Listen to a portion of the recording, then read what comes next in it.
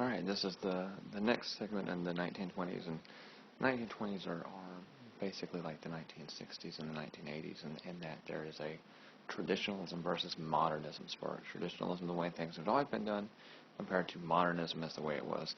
And the 1920s was chock full of that, and so we have a bunch of examples.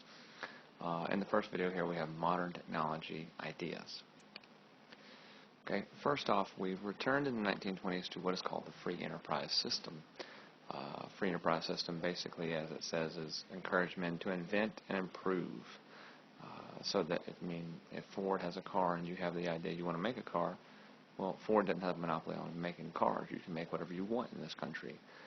That is the idea of the free enterprise system. It goes back to the laissez-faire, etc. The next thing we have is mass production. Henry Ford kind of pioneered this idea with the Model T, but I would say a vast majority of things in this country are now mass produced. That means it's generally done by machines with a little bit of worker output as compared to one person painstakingly doing something with a lot of effort. The next thing in the 1920s, we have the rise of the electrified homes. That basically means we brought electricity into the homes, and a lot of things such as powered razors and the weed eater, which actually used to be a plug-in, the washing machine. All these different things are making lives a little bit easier in the 1920s. Okay, also in the 1920s, people began to move out of the big cities. They still wanted to commute and work in the big cities, but they didn't want to deal with the crime and the poverty, etc. So we have the rise of the suburbs or the burbs. And as you can tell, it's really kind of interesting how they design suburbs, and they do it with the intent on you're going to go into the city for basically everything you need, and it grows from that. In fact, South Haven was a suburb of Memphis, and it's become kind of its own city, and that goes back to urban sprawl and a lot of things we've already talked about. Okay.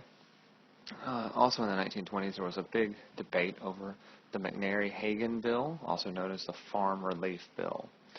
Okay, basically the Farm Relief Bill would have given farmers money to pay back their debt.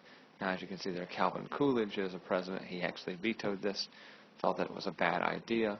So farmers are kind of put on the back bin to look for other things. I'm foreshadowing what's going to happen here in the late 1920s with the Depression. All right, lastly, we have the Ford-Macomber tariff. Now, the Ford-Macomber tariff, it actually raised tariffs to cover the difference between domestic and production costs, meant that American goods were always cheaper, and it gave domestic producers a guaranteed market.